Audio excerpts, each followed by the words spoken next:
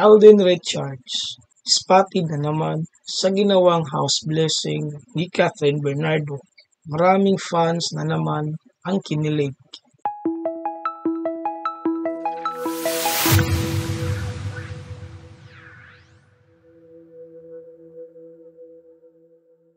Sa ginanap na house blessing ni Catherine Bernardo sa kanyang mansyon kahapon, April 11, 2024, sa exclusive subdivision sa Commonwealth, Quezon City. Maraming mga celebrity ang inibentahan, mga kaibigan at mga pamilya ni Catherine. Gaya na lang nila Jelly Di Belen, Chi Filomeno, Dimples Romana, at iba pa. Nandun din ang mga parents ni Catherine Bernardo at isa pang celebrity na magdadala na naman ng kilig sa fans ng Cat din.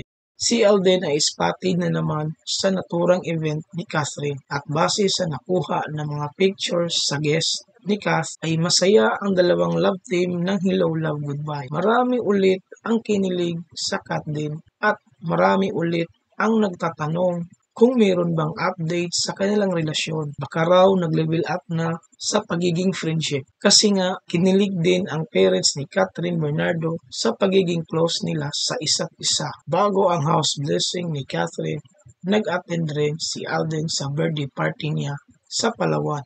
Nagulat din niya si Catherine sa kanyang post-birthday celebration na may bitbit na Ecuadorian rose. Sa latest na interview ni Alden, nang tanungin siya tungkol sa kanilang estado ng relasyon, sinabi ni Alden na what you see is what you get. Nabanggit din ni Alden na hindi kailangang ipakita palagi ang mga ganitong eksena sa social media at naniniwala din siya na mas mabuti rin ang may kaunting privacy sa mga nangyayari na personal sa buhay ni Catherine. Ayon kay Alden, mula noong magkasama sila sa box office hit na Hello Love Goodbye, sila ni Catherine ay nanatiling malapit na magkaibigan.